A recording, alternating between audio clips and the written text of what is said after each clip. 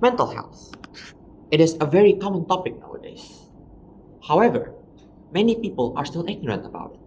Many people still dismisses them as simple stress. Good afternoon, everyone.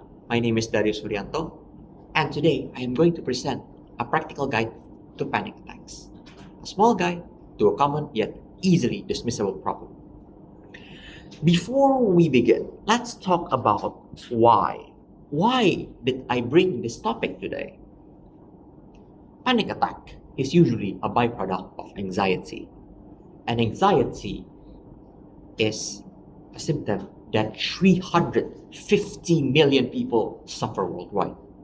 This is a very real problem. However, many people are ignoring it. Not only that, if we were to be able to know this very real problem, we will be able to identify it. And being able to identify this means we will be able to treat it. Multiple occurrences of panic attack could be a sign of a larger problem, more problematic mental issues. If we don't know what that is, we may misdiagnose it as something else, such as a heart attack.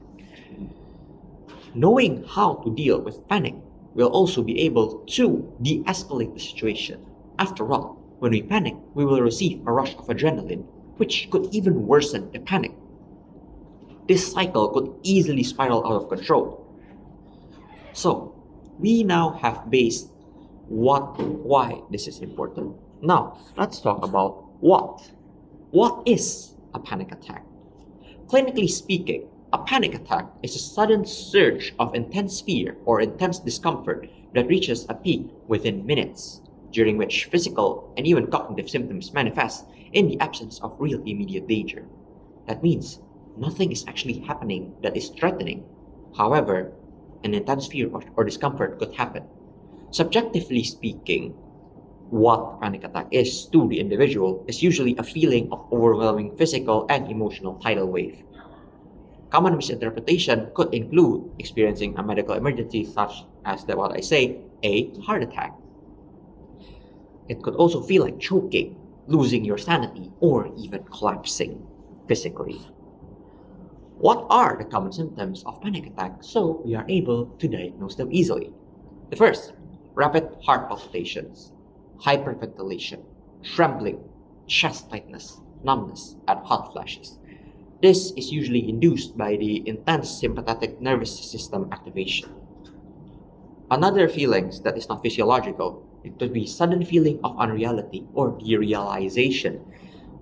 This is sometimes called as detachment, such as the feeling of not being in the present, coupled with the profound fear of losing control, dying, or even fainting.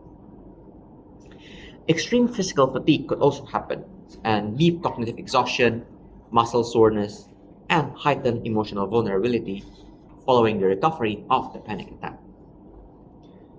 These symptoms could easily be misinterpreted as something else due to the dread that happens during the panic attack. So, how do we deal with this when it happens? The most common method that we can calm ourselves is the 5, 4, 3, 2, 1 grounding method. We first start with 5 things that you can see. First, direct your eyes to 5 specific details in your environment. It could be something simple, such as the pattern on the wall, or even dust floating in the light. 4 things that you can touch. You can feel the weight of your feet, the texture of your clothes, or you can feel some cold metals nearby if that is available to you. 3 things that you can hear. You can shift your focus to auditory markers, such as background chatters, the sound of AC, the birds, or even traffic. 2 things that you can smell. Try to isolate 2 distinct scents in your room, such as the conditioner or even your clothes detergent, or maybe your own perfume. And 1 thing that you can taste. Focus on the remaining taste inside your mouth. This could be the food that you just ate or even your own saliva. And if it's available for you, taking a quick sip of fresh cold water could also help. But this is just a temporary alleviation.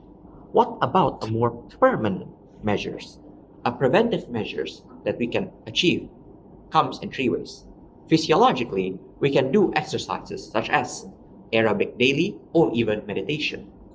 Cognitively, we will need a medical professional, specifically in the field of psychology, doing cognitive behavioral therapy, also known as CBT. The third method is lifestyle adjustment. Limit caffeine intake or even alcohol or nicotine if you were to consume any. And also receiving enough sleep and rest because that is also important for your mental health. From all of this, we need to remember something. Your mental health is valid. You need to remember that, and no one can say otherwise. Thank you very much for listening.